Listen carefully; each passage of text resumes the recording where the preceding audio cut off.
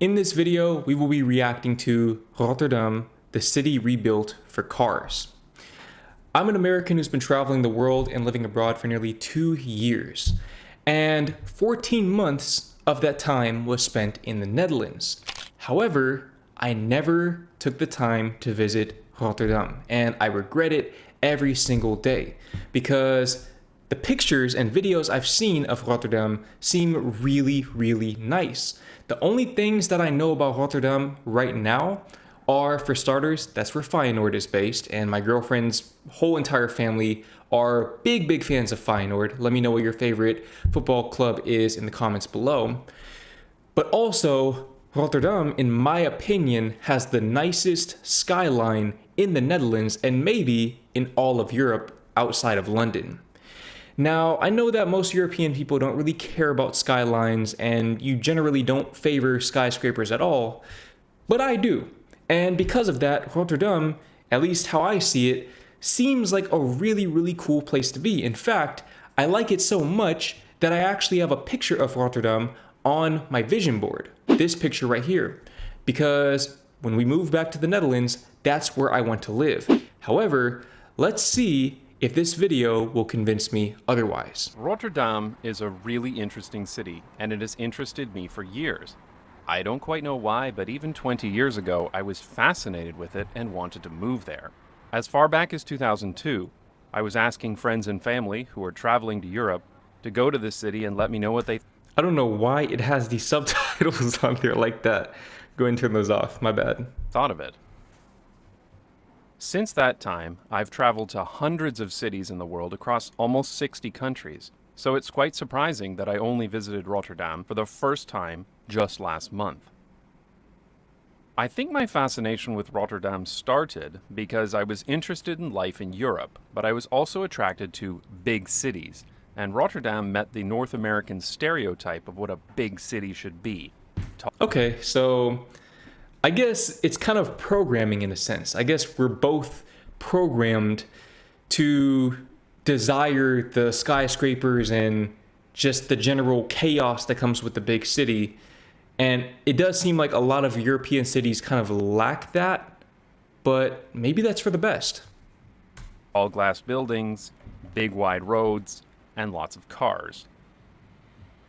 I'm not going to go too much into the history here, but from an urban planning perspective, the design of Rotterdam was like that of most Dutch cities. That was, of course, until 1940, when huge parts of the city were heavily bombed by the Nazis.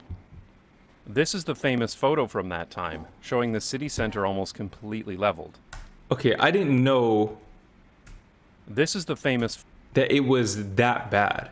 I do know that Rotterdam got hit really hard because I believe they thought it was the capital of the Netherlands, when in all actuality, of course, Amsterdam is. But I didn't know they got hit like that. How many people died in Rotterdam? Because I'm assuming that if they got hit like this, probably a decent chunk of the population did not make it past the war. photo from that time, showing the city center almost completely leveled. And here's what that area looks like today. See, again, it's very subjective, but I really like the skyscrapers. I like the high buildings, and I actually wonder why they don't build more of those in the Netherlands, especially given that there's a housing crisis and you can't really build out. Why not just build up? I'm sure there's a good reason, but I don't know what it is. Let me know in the comments if you do. On this channel, I sometimes get ignorant Americans and Canadians making excuses for their cities being crappy and car dependent by saying something like, well, American cities were designed for the car, while European cities were all built before the car with their medieval streets. It's like they seriously believe all Europeans live in the place where their cruise ship last dropped them off and have never built anything since. Of course, the whole argument is ridiculous because every major city in North America. Okay, not to cut you off, they're not just bikes, but look at this bike lane on the right side. That right lane, it's supposed to double as a bike lane. I don't know why cities in North America do this. I don't know about Canada because I haven't been, but in the US, they'll just literally expect you to share the road with cars who are generally very aggressive towards cyclists and see cyclists as a nuisance more than anything else. I don't know why that's the expectation. So many people have died because of this kind of road design. America was built before the car. Here's what my hometown looked like in the 19th century. A few horse-drawn carriages, but not a car in sight. Here's what it looks like today. Crappy and car-dependent. The sad part is that citizens of my hometown helped to defeat the Nazis that bombed Rotterdam, and then went and flattened their own city just so they could fit more cars. But it's true that in the 1950s and 1960s, almost all cities, even those in the Netherlands, started designing neighborhoods almost exclusively with cars in mind. I've talked about this before in my video about the failed highway plans for Amsterdam. And that's what makes Rotterdam so interesting. Here was a city almost completely flattened in the 1940s that provided a rare clean slate for planners to implement their car-centric visions of the future. The first impression you get after walking out of this stunningly designed central station is that I agree. This is stunningly designed. You know what I think it actually is? I think what draws me to Rotterdam is that the architecture seems a lot more modern. And I think I've mentioned this in previous videos, but while I do appreciate the historic, charming architecture, I really like stuff like this right here. I like architecture like this that's, I guess, cutting edge or whatever you want to call it, just modern, sharp lines, minimalistic, but still very out there, so to speak. I really, really like stuff like this. And it seems like, I guess because Rotterdam was built up a lot more recently than most other European cities, they have a lot more of it. this doesn't look like the Netherlands. If you had dropped me here and told me it was, say, Frankfurt, I'd probably believe you. But what sets Rotterdam apart from other modern-looking cities is the architecture. Rotterdam is famous for its eclectic architecture, like the curved Markhal building or the cube houses across the street, which are also really interesting on the inside, too. You can go inside of them? Wait, I thought people actually lived there. I didn't know that you could just tour them, or maybe some people own them and then they just rent them out, or what's the situation with that? Because I'd love to go and see one of them and maybe even stay the night there. Wherever you go in Rotterdam, there are always interesting looking buildings, and there isn't so much a Rotterdam style of architecture, rather an anything goes policy that makes the city truly unique. Of course, the other thing that really stands out is that Rotterdam is remarkably car-friendly, especially for the Netherlands. The roads are wide and there's a lot of space devoted to the automobile. I'm not very fond of that at all, but it was... So, just to kind of counter his point, granted, he's been to Rotterdam, I have not, and if you're watching this video, maybe you live there or you've been there more than he has. But while it may be more friendly to cars, I don't know that that's necessarily mutually exclusive with being friendly to pedestrians and cyclists, because voted to... as you can see, I mean, you still have dedicated bike paths that do seem wide. You have those traditional wide red Dutch fietspaden, and I'm assuming that generally people are still respectful of pedestrians and cyclists. So if it's ingrained in the culture, then you can get away with tampering with the infrastructure a little bit, making it a little more car friendly, because it doesn't necessarily make your experience worse as a pedestrian. But I don't know, I could be wrong about this. Let me know in the comments if I am. the automobile. I'm not very fond of that at all. But it was still much less oppressive than any American city I've been to, proving that you can design for cars without becoming completely car-infested. That emphasis on cars has a lot of negative knock-on effects on street life, however. I found myself waiting to cross the street a lot, and there were some long crossing distance as a pedestrian. Okay, so yeah, I think I might have been wrong, because you can see he has the walk signal and cars are still coming. I guess they either ran the red light or they just had to cover such a great distance that they had no way to make it across before he got the walk signal, and now they obviously can't stop in the middle of the street. So that's definitely a design flaw right there. They either need to change the programming of when this light turns green, or they need to find a way to shorten that distance. Found myself waiting to cross the street a lot, and there were some long crossing distance as a pedestrian.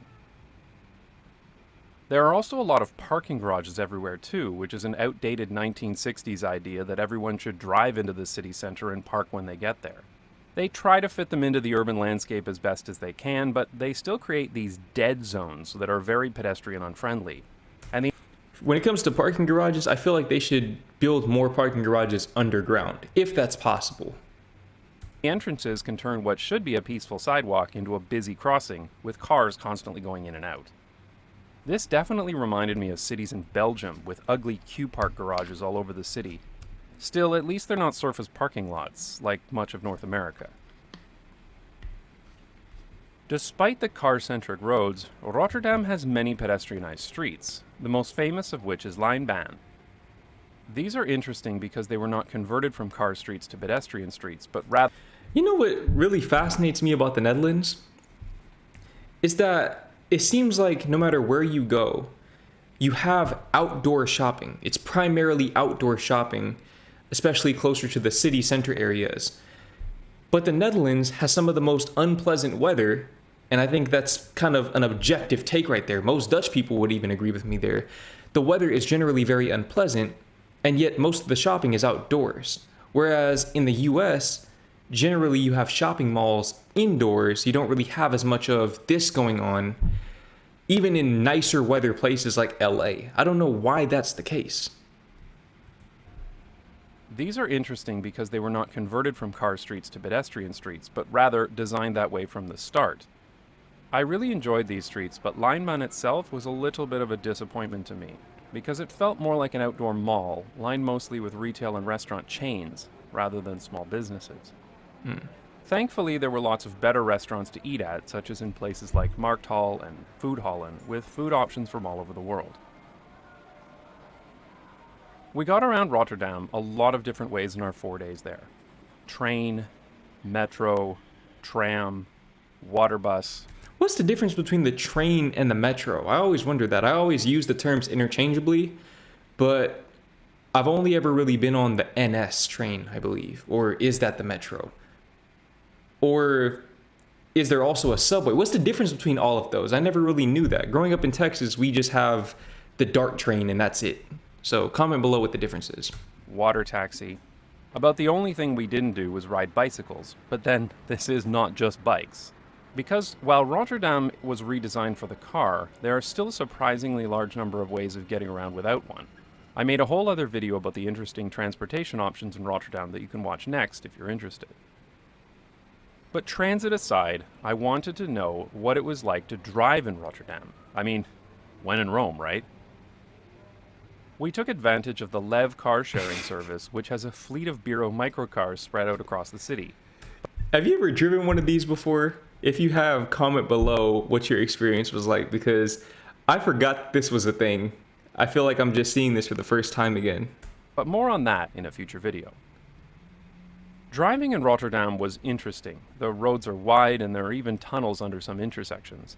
It reminded me so much of driving in Brussels, where we lived a few years ago, and where I spent far too much of my life sitting in traffic.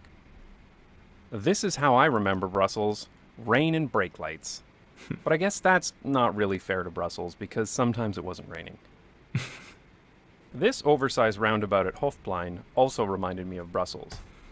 See, this right here, just the buildings, just the architecture, this is one of the most aesthetically pleasing parts of the Netherlands, of Europe in general, that I've seen.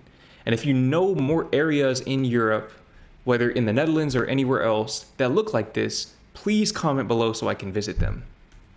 We used to live near this one at Montgomery, seen here during Car-Free Sunday, the only time I would dare go near this place outside of a car. Also, I'm not sure if it was due to the construction or if it's always like this, but I spent a lot more time sitting at traffic lights than I do in Amsterdam. Traffic lights seem a lot dumber here, and that definitely reminded me of Belgium. But despite triggering my Belgian PTSD, that's post-traffic stress disorder, driving in Rotterdam was actually okay. Traffic was worse than other Dutch cities I've been to, but it was still better than Brussels thanks to the quality public transport and cycling facilities. Because in case you haven't learned it yet, the only way to solve traffic congestion is to provide viable alternatives to driving. There is literally no other solution that works, and urban planners have known this for decades. And speaking of viable alternatives, So if they've known it for decades, why don't they go about making those changes? Oh, wait, it's because there's a whole bunch of policy that prevents them from doing so because of lobbying. At least in the US, I don't know about other places. driving, Rotterdam is improving its streets significantly. The hallmark project is the redesign of the Koolsingel, which looks really cool. The Koolsingel is a major road cutting right through the center of the city. Since the reconstruction of Rotterdam, it has been a major thoroughfare for cars, but thankfully the city is repairing some of the damage done by those car-friendly policies. The new design is a more inviting and efficient street, better suited to 21st century mobility, instead of just a 1960s-style car sewer. Of course, it was just a chaotic construction zone when we were there, so I'll have to check it out next time.